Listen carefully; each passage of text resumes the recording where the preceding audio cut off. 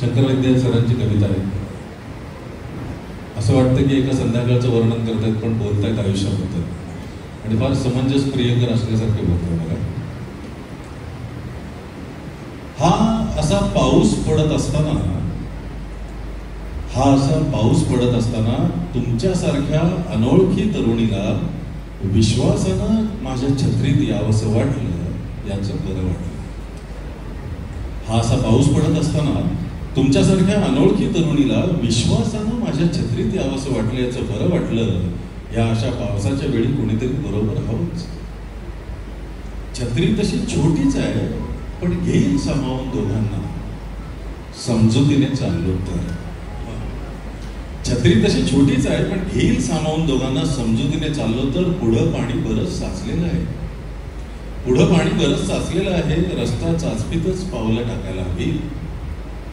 शक्य असेल तर माझ्या हाताचा नाही खांद्याचा आधार घ्या.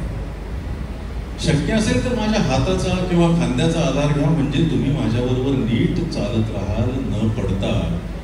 शिवाय तुम्हाला पाहिजे तितकं तुम्ही मला दूरही ठेवू शकाल. मी तुमच्याकडे न पाहताच चाललो आहे खरा, पण मला कुठून तरी केवड्याचा वास येतोय.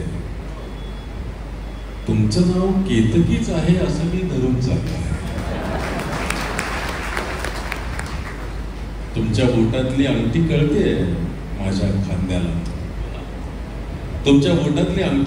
माझ्या खांद्याला, लक्ष कसं सारखं तिथेच बोटाळतंय. अरे, तुमच्या पोहोचण्याचं ठिकाण तर मागेच गेलं, तुम्ही बोलल्या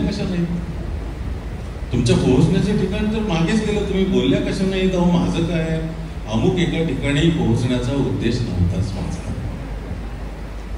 पावसाचा जोर एकदम वाढलाय म्हणून तुमच्या हाताची पकड घट्ट झाल्यासारखी